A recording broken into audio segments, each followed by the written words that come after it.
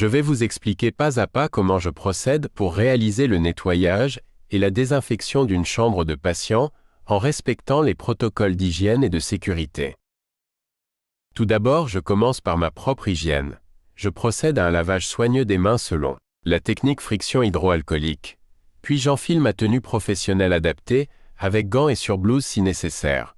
Cela me permet de limiter le risque de transmission croisée. Ensuite, je prépare mon chariot de ménage en veillant à respecter les règles d'hygiène hospitalière. J'utilise du matériel identifié par code couleur. Bleu pour les surfaces de la chambre, rouge pour les sanitaires, vert pour les zones alimentaires si besoin.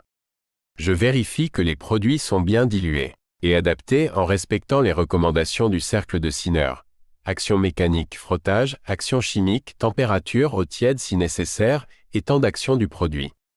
En arrivant dans la chambre, je dépose d'abord les produits dans la salle de bain afin de préparer la désinfection. Je pulvérise sur les surfaces à traiter, lavabo, douche, WC, et je laisse agir le produit le temps nécessaire. Le respect du temps de contact est essentiel pour assurer une désinfection efficace.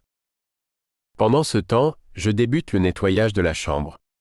J'aère, si cela est possible. Je commence par le haut vers le bas, du plus propre vers le plus sale. J'essuie les surfaces fréquemment touchées, poignées de porte, télécommande, barrière du lit, table de nuit, téléphone, sonnette d'appel. J'utilise le matériel identifié en bleu, sans croiser avec celui des sanitaires.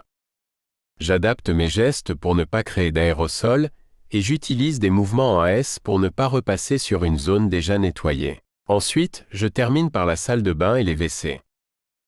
Avec le matériel identifié en rouge, je désinfecte le lavabo, la robinetterie, la douche et les toilettes en respectant l'ordre. Lavabo, douche, WC. J'insiste particulièrement sur les zones à risque, chasse d'eau, lunettes des WC, poignées de porte. Enfin, je procède au nettoyage du sol en dernier, avec la méthode des 2 seaux, un pour l'eau propre avec produit détergent désinfectant et un pour l'eau de rinçage. J'utilise des mouvements en reculant pour ne pas marcher sur la zone propre. Une fois l'ensemble de la chambre traité, je range et désinfecte mon matériel, puis je me lave à nouveau les mains pour clore le protocole. Ce respect de la préparation, des codes couleurs, des produits adaptés et du cercle de Sinner me permet de garantir la sécurité, l'hygiène et le confort du patient dans sa chambre.